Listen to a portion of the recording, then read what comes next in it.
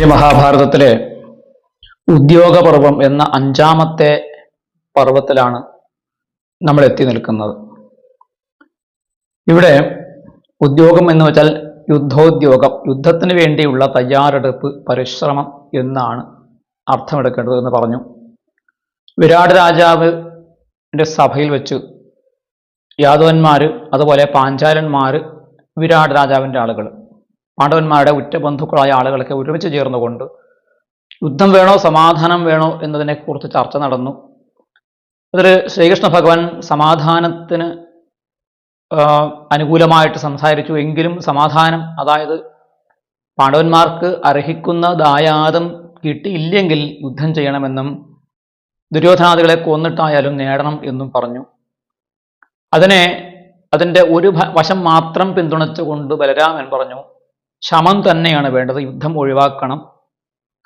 കാരണം ഇതിൽ തെറ്റ് പറ്റിയിട്ടുള്ളത് യുധിഷ്ഠിര മഹാരാജാവിനാണ്. ചൂത് കളിക്കാൻ അദ്ദേഹമാണ് താല്പര്യം കാണിച്ചത്, ശകുനിയെ വെല്ലുവിളിച്ചതും ഒക്കെ ഇല്ലാത്ത കാര്യങ്ങളും അദ്ദേഹം കൂട്ടിച്ചേർത്തുകൊണ്ട് പറഞ്ഞു. ക്രുദ്ധനായ സാത്യകി ബലരാമനെ വെല്ലുവിളിച്ചുകൊണ്ടും നിന്ദിച്ചുകൊണ്ടും കളിയാക്കിക്കൊണ്ടും ഒക്കെ തന്നെ അദ്ദേഹം തൻ്റെ ശൗര്യം പ്രകടിപ്പിച്ചുകൊണ്ട് താൻ ഒറ്റക്ക് യുധിഷ്ഠിരനെ രാജ്യം നേടിക്കൊടുക്കും വരെ പ്രഖ്യാപിച്ചു. അപ്പോൾ ഈ യാദവന്മാർ തമ്മിലുള്ള ഈ ഒരു അഭിപ്രായ ഭിന്നത മറ്റുള്ളവരുടെ മുന്നിൽ വെളിപ്പെടുന്നത് ഭഗവാന് അത്ര ഇഷ്ടമല്ല എന്ന് തോന്നുമാറ് ഭഗവാൻ അവിടെ ചർച്ച നിർത്തിയിട്ട് മറ്റു യാദവന്മാരെയൊക്കെ കൂട്ടിക്കൊണ്ട് ദ്വാരകയിലേക്ക് തിരിച്ചു പോവുകയും ചെയ്തു. ഈ സന്ദർഭത്തിലാണ് പാഞ്ചാലനും മറ്റും എല്ലാ രാജാക്കന്മാർക്കും ദൂതന്മാരെ അയച്ച് സൈനിക സഹായത്തിന് വേണ്ടിയിട്ട് പരിശ്രമിക്കുന്നത്. ഇക്കാര്യം അറിഞ്ഞ് ദുര്യോധനനും രാജാക്കന്മാരുടെ അടുത്തേക്ക് തൻ്റെ ദൂതന്മാരെ അയച്ചു.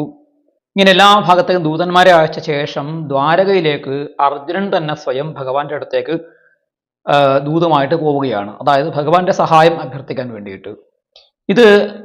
ഇതിനു മുമ്പേ തന്നെ ദുര്യോധനൻ തൻ്റെ ഗൂഢന്മാരായ ചാരന്മാർ മുഖാന്തരം ഈ യാദവന്മാരുടെ ഭിന്നിപ്പും കാര്യങ്ങളും, അതുപോലെ വിരാട രാജധാനിയിൽ വെച്ച് നടന്ന ചർച്ച, വിരാടൻ്റെ സഭയിൽ അതുപോലെ അത് ഉപപ്ലാവ്യം എന്ന് പറയുന്ന സ്ഥലത്ത് വെച്ചാണ് നടക്കുന്നത്.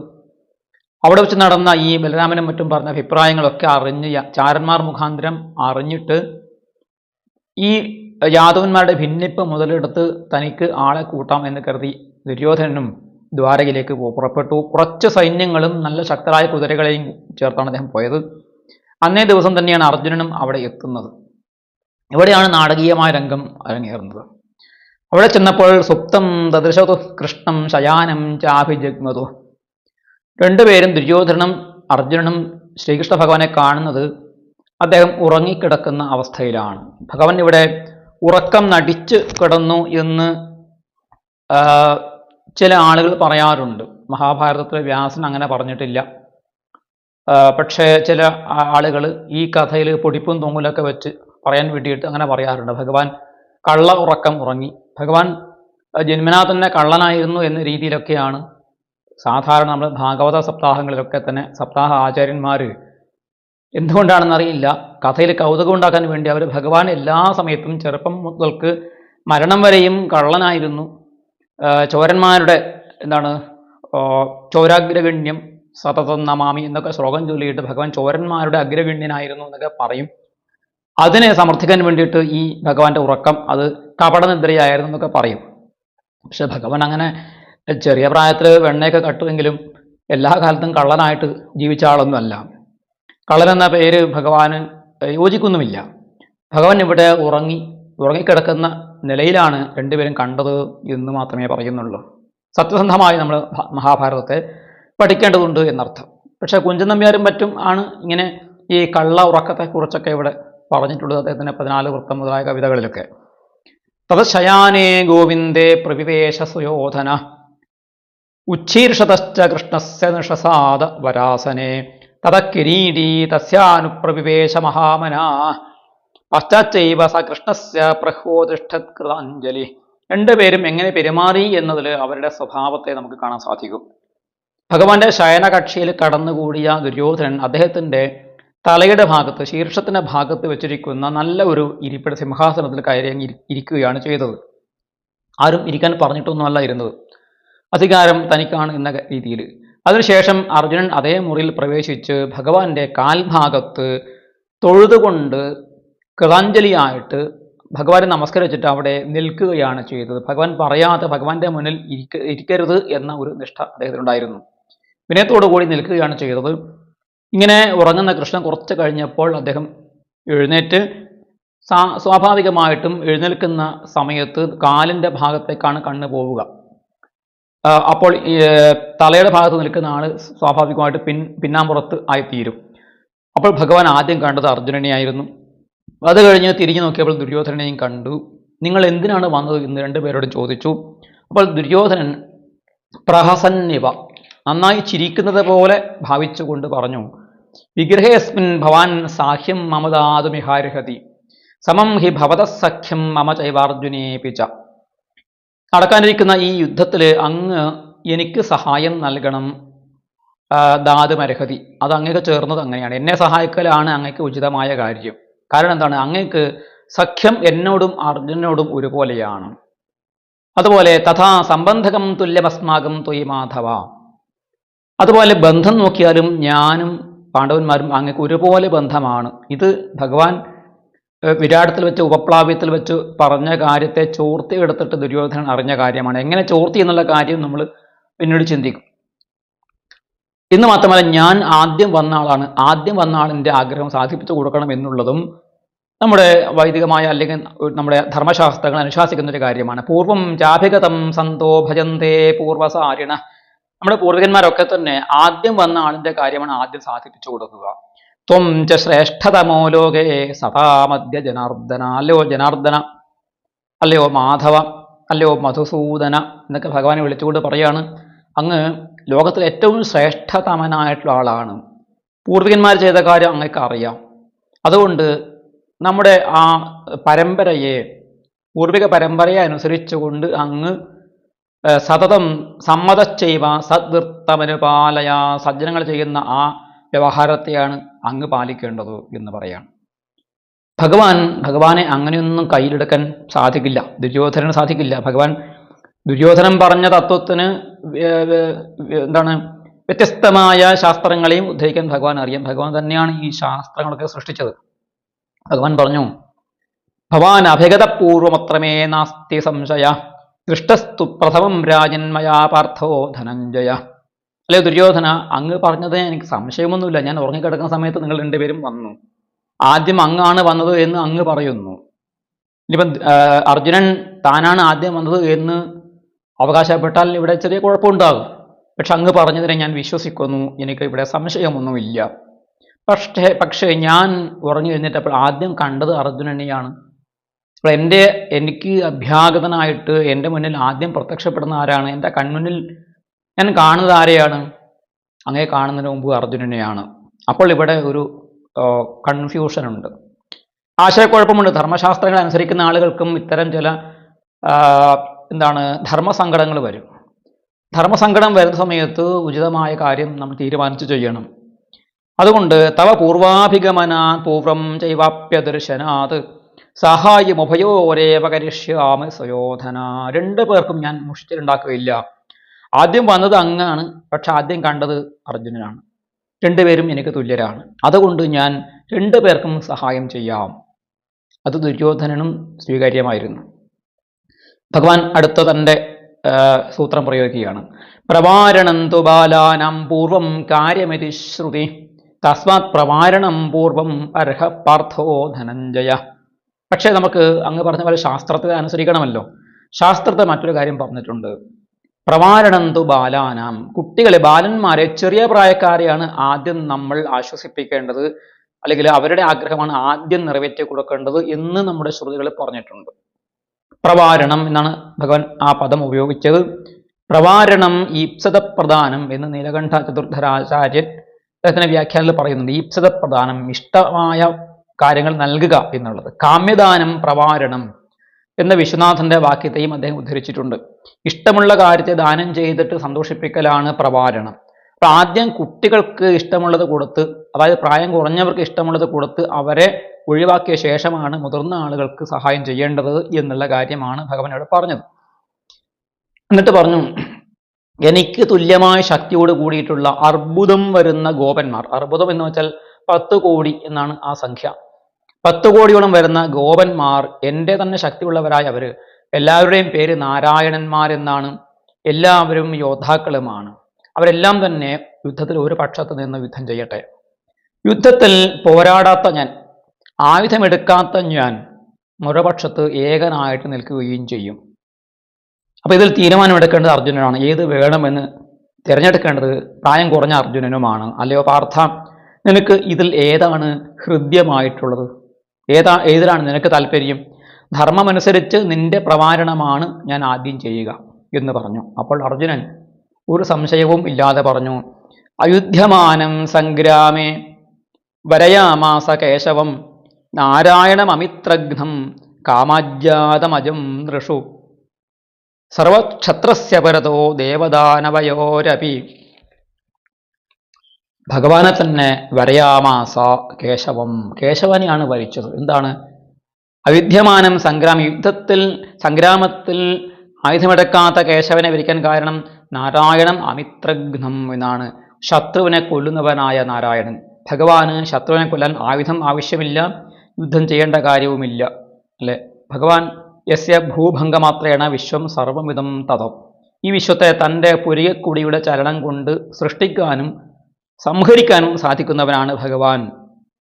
കാമജ്ഞാതമജം നൃഷു, മനുഷ്യർക്കിടയിൽ തൻ്റെ ഇഷ്ടം ചെയ്യാൻ വേണ്ടിയിട്ട് ധർമ്മസംസ്ഥാപനത്തിന് വേണ്ടി മനുഷ്യർക്കിടയിൽ അവതരിച്ച് ദാനവന്മാർക്കും ദേവന്മാർക്കും മുന്നിൽ ക്ഷത്രിയന്മാരുടെ ഇടയിൽ ജനിച്ച സർവേശ്വരനാണ്, അവതാര പുരുഷനാണ് ഭഗവാൻ എന്നുള്ളത് കൊണ്ട് ആ ഭഗവാന്റെ സാന്നിധ്യം തൻ്റെ കൂടെ ഉണ്ടായാൽ തന്നെ താൻ ജയിച്ചു എന്ന് അർജുനൻ കരുതി.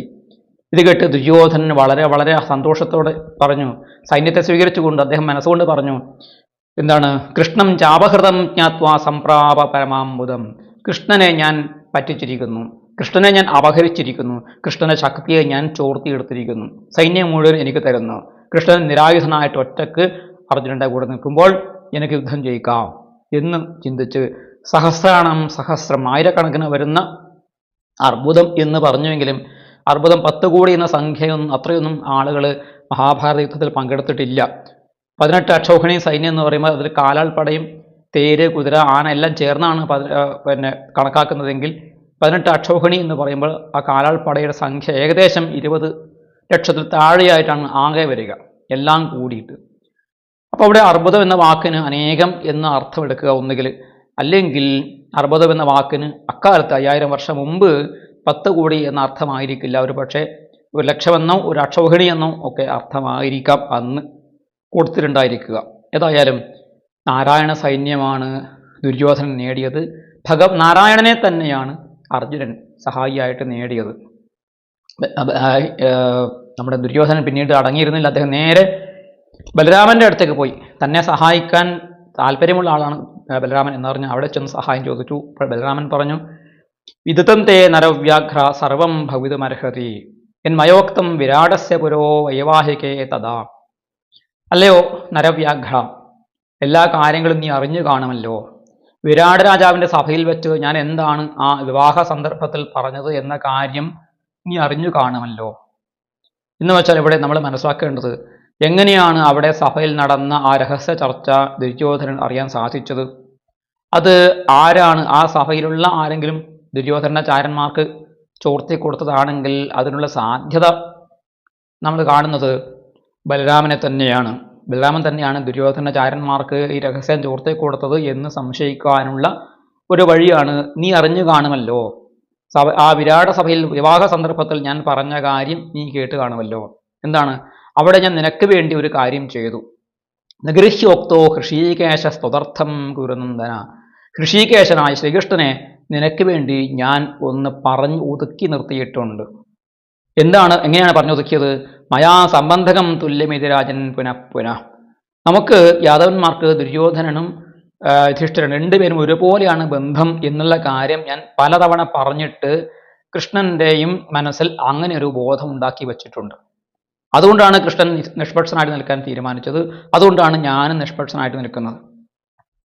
അങ്ങനെ വരുമ്പോൾ നിനക്ക് സഹായം വരാൻ വേണ്ടിയിട്ടാണ് ഞാൻ അങ്ങനെ ചെയ്തത്. ത്വദർത്ഥം ഹൃഷീകേശ നിഗൃഹ്യ.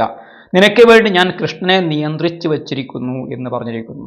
അപ്പൊ ഇവിടെ ബലരാമൻ കൃഷ്ണന്റെ കൂടെ നിന്നുകൊണ്ട് ഒരു കരിങ്ങാലി പണി കാണിച്ചിട്ടില്ലേ?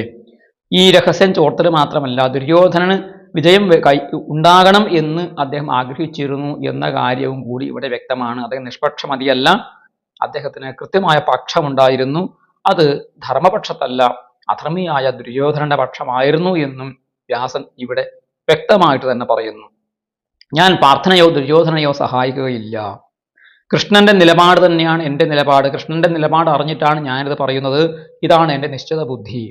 വാസുദേവം അപേക്ഷ, വാസുദേവനെ കണ്ടിട്ടാണ് ഞാനും ഇത് തീരുമാനിച്ചത്. അപ്പോൾ ഇവിടെ ശ്രീകൃഷ്ണ ഭഗവാനും നിഷ്പക്ഷത പാലിച്ചത്, ഭഗവാന്റെ നിഷ്പക്ഷത കണ്ടിട്ട് ബലരാമൻ നിഷ്പക്ഷനായിരുന്നാൽ അത് പാണ്ഡവന്മാർക്ക് ഗുണം ചെയ്യും എന്നുള്ളത് കൊണ്ടായിരിക്കണം എന്ന് നമുക്ക് വരികൾക്കിടയിലൂടെ വായിച്ചെടുക്കണം. ഇത് ഞാൻ എൻ്റെ സ്വന്തമായ ഒരു നിരീക്ഷണമാണ്, വ്യാഖ്യാതാക്കൾ പറഞ്ഞതല്ല, അല്ലെങ്കിൽ വ്യാസനും വ്യക്തമായിട്ട് പറഞ്ഞതല്ല. എങ്കിലും ബലരാമൻ നിഷ്പക്ഷനായി നിൽക്കുകയാണെങ്കിൽ അത് പാണ്ഡവന്മാർക്ക് ഗുണം ചെയ്യും, അല്ലെങ്കിൽ അദ്ദേഹം ദുര്യോധനപക്ഷത്താണ് ചേരുക. ഭഗവാൻ നിഷ്പക്ഷമായിരുന്നു കഴിഞ്ഞാലും ഭഗവാൻ തൻ്റെ കൃത്യമായ സൂചനകൾ കൊണ്ടും വാക്കുകൾ കൊണ്ടും മറ്റു രീതിയിലും തന്ത്രങ്ങൾ മെനയാനും പാണ്ഡവന്മാരെ സഹായിച്ചുകൊണ്ട് അവരുടെ പക്ഷത്ത് നിന്നാൽ പാണ്ഡവന്മാർക്ക് അർജുനന്റെ ശൗര്യവും കൃഷ്ണന്റെ ബുദ്ധിയും ചേർന്ന് ജയിക്കാൻ സാധിക്കുമെന്ന ഒരു ആസൂത്രണമാണ് ശ്രീകൃഷ്ണ ഭഗവാൻ ഇവിടെ ചെയ്തത് എന്നും നമുക്ക് വരികൾക്കിടയിലൂടെ വായിക്കാൻ സാധിക്കും. ഏതായാലും ബലരാമനെ ആശ്ലേഷിച്ച് ദുര്യോധനൻ പുറപ്പെട്ടു. കൃഷ്ണം ചാപഹൃതം ജ്ഞാത്വാ യുദ്ധാൻമേനെ ജിതം ജയം.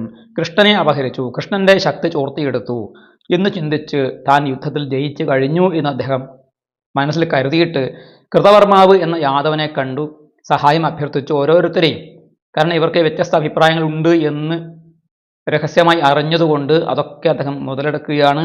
കൃതവർമാവ് എന്ന വീരനായ ആ യാദവൻ ദുര്യോധനന് ഒരു അക്ഷൗഹിണി സൈന്യത്തെയും താനടക്കമുള്ളവരെ ദാനമായിട്ട് കൊടുക്കുകയും സഹായം ചെയ്യുകയാണ്. ചുരുക്കി പറഞ്ഞാൽ യാദവന്മാരിൽ ശ്രീകൃഷ്ണ ഭഗവാൻ മാത്രമേ പാണ്ഡവപക്ഷത്തുള്ളൂ. യാദവന്മാരിൽ വലിയൊരു വിഭാഗം കൃതവർമാവിൻ്റെ നേതൃത്വത്തിലുള്ള സൈന്യം ദുര്യോധന പക്ഷത്ത് ചേർന്നു. ബലരാമൻ മനസ്സുകൊണ്ട് ദുര്യോധന പക്ഷത്ത് നിൽക്കുകയും എന്നാൽ നിഷ്പക്ഷനാണെന്ന് ഭാവിക്കുകയും ചെയ്തു. ശ്രീകൃഷ്ണ ഭഗവാനും അതുപോലെ അദ്ദേഹത്തിന് വിശ്വാസ സുഹൃത്തായിട്ടുള്ള അർജുനന്റെ ശിഷ്യനുമായിട്ടുള്ള സാത്വികീയമുതായിട്ടുള്ള ചുരുക്കം ചില ആളുകളാണ് പാണ്ഡവ പക്ഷത്ത് നിന്നത് നമ്മൾ മനസ്സിലാക്കേണ്ടതുണ്ട്. ദുര്യോധനൻ വളരെ സന്തോഷത്തോടു കൂടി മടങ്ങി. തഥ പീതാംബരധരോ ജഗത്സ്രഷ്ട ജനാർദ്ദന ഗതേ ദുര്യോധനേ കൃഷ്ണ കിരീടനമഥാബ്രവീത്. പീതാംബരധാരിയായ ജഗത്സ്രഷ്ടാവായ സാക്ഷാൽ ജനാർദ്ദനൻ ദുര്യോധനൻ ചെന്നപ്പോൾ അർജുനനോട് ചോദിക്കുകയാണ്. ഭഗവാന്റെ സവിശേഷത എന്താണ്? ജഗത്തിനെ സൃഷ്ടിക്കുന്നവനാണ്, പീതാംബരധാരിയാണ്. അർജുനോട് ചോദിച്ചു, അർജുന അയുധ്യമാനക്കാം ബുദ്ധിമാസ്ഥായാഹം പ്രതസ്ത്വയ. യുദ്ധം ചെയ്യാത്ത എന്നെ നീ എന്ത് ബുദ്ധി കൊണ്ടാണ്, എന്ത് ബുദ്ധിയെ അവലംബിച്ചാണ് എന്നെ നീ വരിച്ചത്, സ്വീകരിച്ചത്? അപ്പോൾ അർജുനൻ പറഞ്ഞു, ഭവാൻ സമർത്ഥസ്ഥാൻ സർവാൻ നിഹന്തും നാത്ര സംശയ. അങ്ങക്ക് ഒറ്റക്ക് അവരെ മുഴുവനും കൊല്ലാൻ സാധിക്കും, ഈ ദുര്യോധനാദികളെ മുഴുവൻ കൊല്ലാൻ സാധിക്കും, അതെനിക്കറിയാം, അതിലൊരു സംശയവും എനിക്കില്ല. നിഹന്തുമഹം അപ്യേക സമർത്ഥ പുരുഷർഷഭ. പക്ഷെ അതേപോലെ എനിക്കും അവരെ ഒറ്റയ്ക്ക് കൊല്ലാൻ സാധിക്കും, അതിലെനിക്ക് വിശ്വാസമുണ്ട്, ഞാൻ അതിന് സമർത്ഥനാണ്. ഭവാംസ്തു കീർത്തിയമാം ലോക. അങ്ങക്ക് ലോകത്തിൽ കീർത്തിയുണ്ട്, വീരപുരുഷനാണ് എന്ന കീർത്തിയുണ്ട്. അങ്ങ് എവിടെ നിൽക്കുന്നുവോ അവിടെയാണ് കീർത്തി യശസ് ഉണ്ടാവുക എന്നും എനിക്കറിയാം. അതുകൊണ്ട് അങ്ങയെ ഞാൻ വരിച്ചു കഴിഞ്ഞാൽ അങ്ങ് ഉള്ളിടത്ത് കീർത്തി യശസ് ഉള്ളതുകൊണ്ട് എനിക്ക് യശസ് നേടാൻ സാധിക്കും. ഞാൻ തസ്മാദഹം യശസാം ജാഹം അപ്യർത്ഥി തസ്മാദസ്യം മയാവൃത. ഞാൻ യശസ്സിനെ അർത്ഥിക്കുന്നവനാണ്, ആഗ്രഹിക്കുന്നവനാണ്, അതുകൊണ്ട് അങ്ങയെയാണ് ഞാൻ വരിച്ചത്. അങ്ങ് കീർത്തിയുടെ ഉറവിടമാണ്, യശസ്സിൻ്റെ സ്രോതസ്സാണ് എന്നാണ് ആ ശ്ലോകത്തിന് അർത്ഥം കൽപ്പിക്കപ്പെട്ടിട്ടുള്ളത്. നമ്മുടെ നീലകണ്ഠ ചതുർധരാചാര്യനും മറ്റും പറഞ്ഞിരിക്കുന്നത്. ഒരുപക്ഷെ ഭഗവാന് കീർത്തിയുണ്ട്, ഭഗവാൻ യുദ്ധം ചെയ്യാതിരുന്നാൽ ആ കീർത്തി തനിക്ക് നേടാം എന്നുള്ള ഒരു കീർത്തി മോഹം അർജുനനുണ്ട് എന്ന് അദ്ദേഹം തുറന്ന് പറയുകയാണ്. അതുകൊണ്ട് പറഞ്ഞു, അങ്ങ് എൻ്റെ സാരഥിയായിട്ടിരിക്കണം, അതെൻ്റെ മനസ്സിൻ്റെ ആഗ്രഹമാണ്, ചിരകാലത്തെ ആഗ്രഹമാണ്. അങ്ങ് എനിക്ക് സാരഥ്യം ചെയ്താൽ എനിക്ക് വളരെ സന്തോഷമായിരിക്കും, എൻ്റെ ആഗ്രഹം നിറവേറ്റി തരണം എന്ന് പറഞ്ഞപ്പോൾ ഭഗവാൻ പറഞ്ഞു, അർജുന ഉപപന്നമിതം പാർത്ഥായ സ്പർദ്ധസി മയാ സഹ. അർജുന, നിന്റെ ഈ മത്സരം, എന്നോടുള്ള മത്സരം, എനിക്ക് കീർത്തിയുണ്ട്, ആ കീർത്തി നിനക്കും നേടണം, യശസ് നിനക്കും നേടണം എന്നുള്ള ആ സ്പർദ്ധയുണ്ടല്ലോ, അത് ക്ഷത്രിയോചിതമാണ്. എന്നോടാണ് നീ മത്സരിക്കുന്നത്, ആ മത്സരം നന്നായിരിക്കുന്നു, ഞാൻ നിനക്ക് സാരഥ്യം ചെയ്യാം, നിനക്ക് കീർത്തി ഉണ്ടാകാൻ വേണ്ടി പ്രയത്നിക്കാം. കാമസമ്പദ്ധിതാം തവ, നിന്റെ ആഗ്രഹം അങ്ങനെ സാധിക്കട്ടെ എന്ന് പറഞ്ഞ് ഭഗവാൻ അർജുനന്റെ സാരഥിയാകാൻ തീരുമാനിക്കുകയും ആ ആഗ്രഹം നിറവേറ്റി കൊടുക്കുകയും ചെയ്തു. ഇവിടെ ദുര്യോധനന് വളരെയധികം സന്തോഷമായി. വലിയ സേനയെ കിട്ടി. അർജുനൻ ഏറ്റവും സന്തുഷ്ടനായി. കാരണം സൈന്യമൊന്നുമില്ലെങ്കിലും ശ്രീകൃഷ്ണൻ എന്ന ജഗത് സ്രഷ്ടാവായ ജഗത് നിയന്താവായിരിക്കുന്ന സർവ്വതും ചെയ്തു തരുന്നവനായ ലോകത്തിലെ വെച്ച് ഏറ്റവും കീർത്തിമാനായ ഏറ്റവും വലിയ യോദ്ധാവുമായിരിക്കുന്ന കൃഷ്ണൻ തനിക്ക് സാരഥിയായിട്ട് തൻ്റെ ജീവന് കാവലാളായിട്ട് തൻ്റെ പ്രാണന് കാവലാളായിട്ട് ആ യുദ്ധത്തിൽ കൂടെ നിൽക്കും എന്നുള്ള സന്തോഷം അർജുനനെയും വളരെയധികം ഹൃഷ്ടനാക്കി തീർത്തു, സന്തുഷ്ടനാക്കി തീർത്തു എന്നാണ് ഇവിടെ പറയുന്നത്.